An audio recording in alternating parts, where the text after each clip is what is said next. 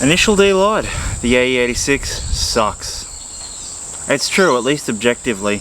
It was designed as a semi-sporty economy car, not a race car. The 4AGE at the time had little to no competition. With 120 horsepower at the flywheel, weighing in at between 920 to 950 depending on the trim level that is. Like if you've got a sunroof and power windows, it's going to be more towards the 950, not the 920. It's safe to say that the stats aren't exactly overwhelming on this vehicle. The Toyota Celica Supra came out the exact same year, much better car. And most trim levels had drum brakes, not disc brakes. It's safe to say that it's not even the best handling Toyota of its era. So what makes the Initial D AE86 so goddamn amazing? Takumi, plot armor, and a fuck ton of money. Sure, you could spend a lot of money on an AE86 and it would be pretty capable, but you aren't Takumi or Bunta, or even Keiichi Tsuchiya. Seriously, go watch the anime again. I think you'll find that they actually only talk about the kid's driving ability, not the car. In fact, the whole point of it was that it's an underdog story, and the underdog wasn't the car, it was the kid. A 15-year-old, 16-year-old, in rural Japan, driving on the mountain every day, had some godlike abilities for no goddamn reason.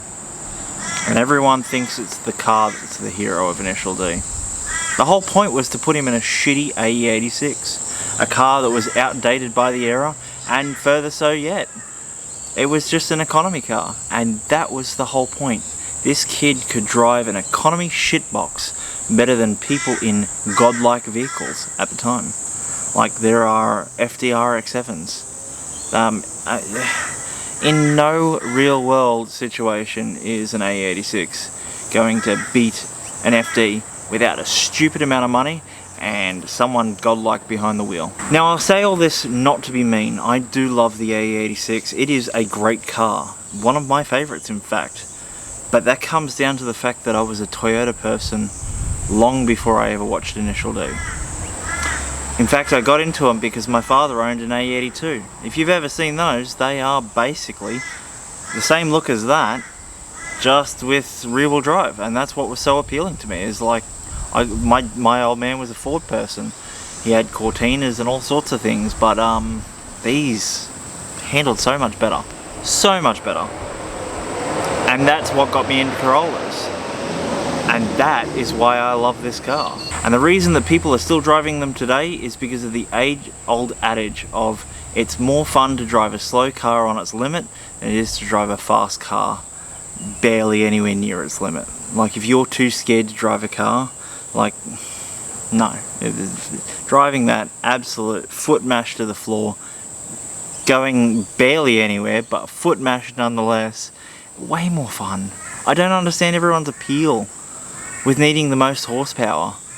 That's why I own an RB20 and a 4AG. Will you see me selling mine anytime soon? Absolutely not. Will you ever see me try and compete in it?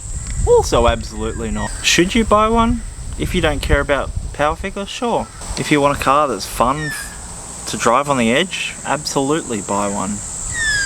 Am I your dad? No. Do whatever you want. But the AE86 sucks. It is not an amazing, unbeatable god of a car. It is a Toyota Corolla. Through and through. That's it. Toyota Corolla. Not much more to say. Initial D didn't exactly lie to you, but definitely go watch it again, because the AE86 is not that great. Anyway, love you. Peace.